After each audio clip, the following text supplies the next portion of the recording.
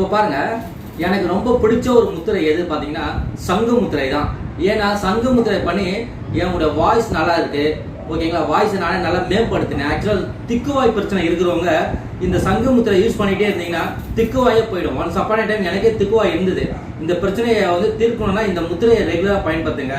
இந்த முத்திரை யார் யாருக்கு ரொம்ப முக்கியமானதுன்னா, டான்சில் இருக்குல்ல, இந்த இடத்துல நம்ம சதை வளரும், அந்த சதை வளரத்தை கண்ட்ரோல் பண்ணோம் ஒன்று.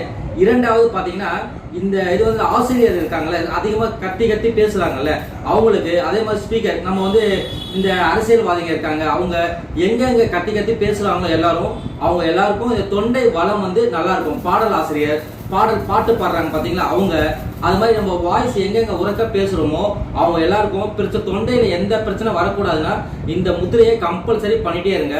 அழகான முத்திரை இது, திக்குவாய் நோயை டோட்டலாக கிளியர் பண்ணி விட்டுடும், ஓகேங்களா? அது இல்லாமல் இந்த இது வந்து தொண்டை வளம் நல்லா இருக்கும். தைராய்டு கிளாண்டரை ஆக்டிவேட் பண்ணுவோம் இந்த முத்திரை. அவ்வளோ அற்புதமான ஒரு முத்திரை இது. இந்த முத்திரை அதுக்கு மட்டும் கிடையாது, நம்ம வயிறு சம்பந்தப்பட்ட நோய்களை கூட இந்த முத்திரையை வந்து ஈஸியாக சரி பண்ணி விட்டுடும், ஓகேங்களா? இந்த முத்திரை எப்படி பாருங்க, நான் ரெகுலராக போடக்கூடிய முத்திரையில இது ஒரு முத்திரைங்க, எனக்கு ரொம்ப பிடிச்ச முத்திரை. இப்போ இந்த முத்திரை பாருங்க, சங்கு வந்து ஒரு புனிதமான ஒரு தன்மையை பெற்றது. அதே மாதிரி இந்த முத்திரை ரொம்ப புனிதமான ஒரு முத்திரை, ஓகேங்களா? இப்போ பாருங்க, இந்த முத்திரை நம்ம எப்படி போடலாம் பார்க்கலாமா? ஃபர்ஸ்ட் வலது கையை இப்படி வச்சிருங்க. வலது கையை இப்படி வச்சுட்டு இடது கையுடைய கட்டை விரல நடுவில் அப்படி வச்சுட்டு மூடிடுங்க.